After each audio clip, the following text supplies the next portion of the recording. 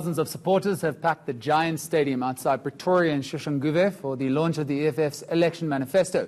Leader Julius Malema has been presenting the EFF's lists of hopes and promises for the national poll later this year in May. We've got a team on the ground to bring you all of the details and analysis from there. Let's go live now to eNCA anchor Thulasizwe Simelane, who joins us from Soshanguve. Thulas, land and jobs now, no surprises there, but are these things contained in the speech pie-in-the-sky promises or practical policy suggestions by Julius Malema and the EFF? Well, Nicholas, in the words of Julius Malema, the EFF doesn't make promises. It actually gives undertakings and actually makes sure that it follows through. So it did outline, I mean, I've been looking at this document for the past few hours, the manifesto. It's about 170 pages that is full of plans and programs that the ANC, the EFF plans to pursue over the next 5 years. And you're absolutely right, the focus is on our land and jobs now.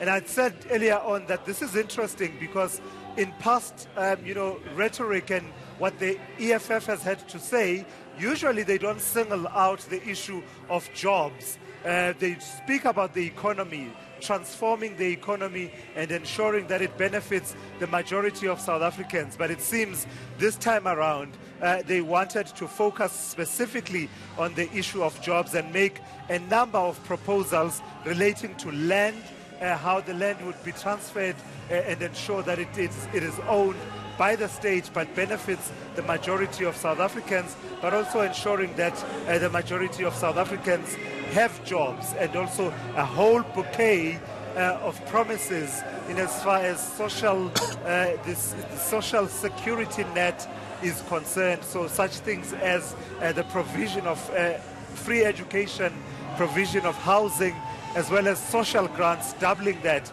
That is the pledge from Julius Malema. Let's unpack the speech and what is entailed there over the next few minutes. I'm joined by Professor Lisiba Tefu and also joined by Chamano Makadi, who's been with us throughout the day. So, Prof, let me start with you. That, if we park the issue of land for a moment, because we expected it, and it is the #1 cardinal pillar of the EFF, were you surprised, as I was, that the issue of jobs was singled out by the EFF in the way that they're doing, as opposed to talking about transforming the economy as they've always done? Why do you think they believed they needed to be pointed in their focus on the issue of jobs? Well, look, I would be surprised if any political party or political leader at this juncture would not talk about the job question. If you are talking about 25 or 26% of the people unemployed, and you are a politician and you are speaking not to that point, then I would say you are living in cuckoo land. It's a necessary thing to address. It's a necessary thing to talk about. And I think they understand and they appreciate that everybody is doing that. Otherwise, they would find themselves a bit wanting. Chamano, do you want to come in on this? I mean, sure. I understand what Prof is saying, that it would be surprising if a political party doesn't talk about jobs, given the state of unemployment that we face. I accept that, but I'm saying that in terms of EFF messaging, they hardly ever elevate it to, like becoming the theme of their election manifesto. What did you make of that elevation of jobs? Is it easier to sell? No, I think the subject of jobs has become probably far more important if you are looking at the numbers that are affected here. I'm talking specifically or with specific reference to young people who are in their majority. As we understand it today, over 9,000 people are without jobs. But also, again, if you're looking at the population with over 55 million people, that number, 60%, it's made up of young people. So I'm really not surprised that the EFF has singled out specifically the subject of jobs. It is the same thing that the ANC has also been talking about you would also remember that last year, 2018, President Cyril Ramaphosa, in his State of the Nation, he indicated that he was going to have a job summit, which later happened, it must have been around October last year. So the subject of jobs, one thing for sure, the EFF realizes that it is a subject that everyone is talking about. Yeah. It affects a large number of people in South Africa. Having then said that, Prof, some of the proposals on jobs from the EFF include tax-free zones for corporates constructing and building new factories and firms and employing at least 2,000 people. That's a big undertaking. What did you make of that particular undertaking and promise? Also looking at it in the context where some of the promises of the EFF actually require a lot more tax revenue to be coming in for you to be able to double the social grants and providing free healthcare and free education. You should be able to discern substance from rhetoric.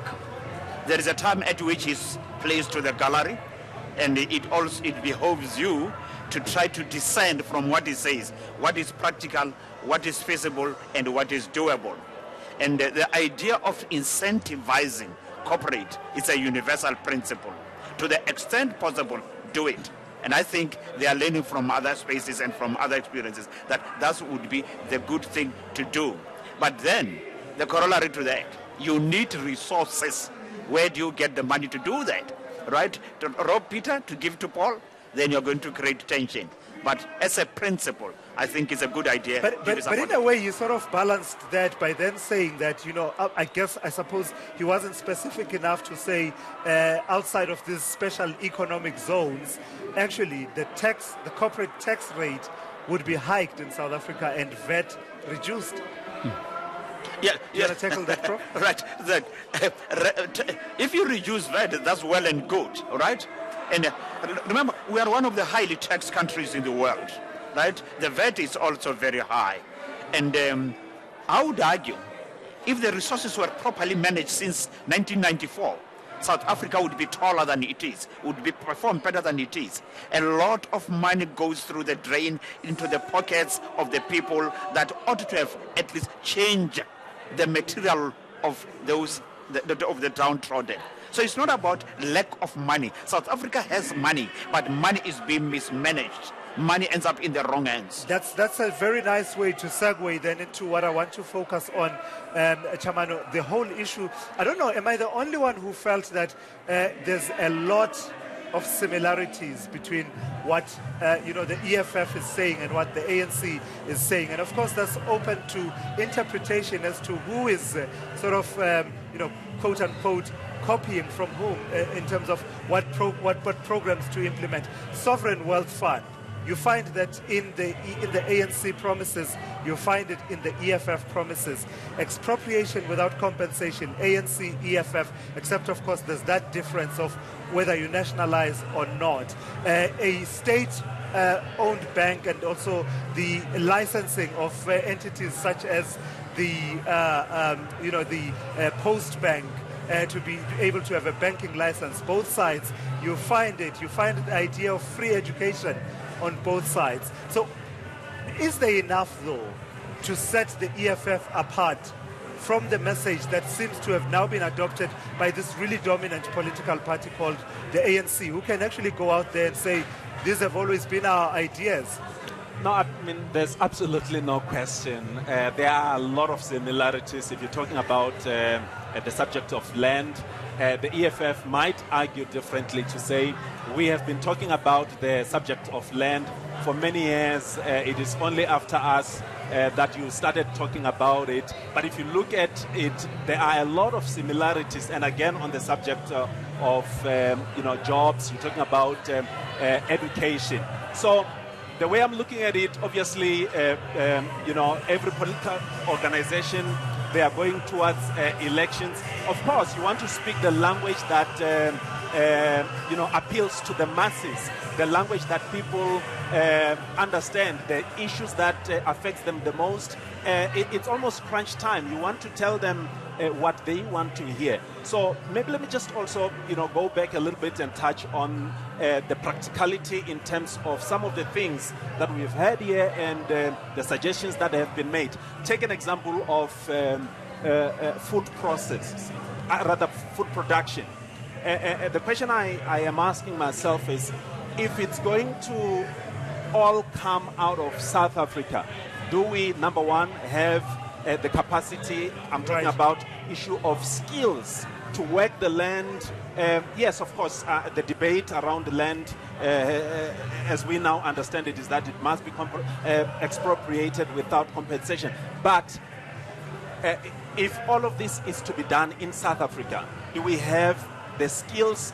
I'm not hearing any suggestion to say maybe let's begin to train people towards. I suppose we'll have to mine through the entirety of the manifesto. Let me ask you, Prof, about the radical ideas. Right, the whole idea of education is free. Your government has spent a lot of money hiring teachers for you, making sure that you have the resources. If we find you and you're not in school as a young person, we throw you in jail. We take you to what he called, quote unquote, Stone School, basically one of these juvenile centers where we will keep you until you finish your matric. Radical, isn't it? Would it work in South Africa? It may sound radical for those who have not been around. I keep saying, not all about apartheid was wrong. When you saw a yellow car during the day, then you had to start running to make sure you are at school. That's how the law operated at the time, and the system worked. You had a sense that you had to be at school. And the police, without being mandated by the state, they found it as a parental responsibility to ensure that children go to school. So, this, the more things change, the more they remain the same. They talk about doing away with the tenders, the EFF. There were no tenders under apartheid, and the systems worked very well. There were always government cars, government employees taking care of the infrastructure even on Sundays. Right. Because we're running out of time, let me quickly then throw this to you, Chamano, and as quickly as you can. The whole idea of changing the structure of government, collapsing the provinces, basically no more provinces, national government, and 60% of spend happening at a local government level. I suspect you'll find a lot of sympathy for that, or am I wrong?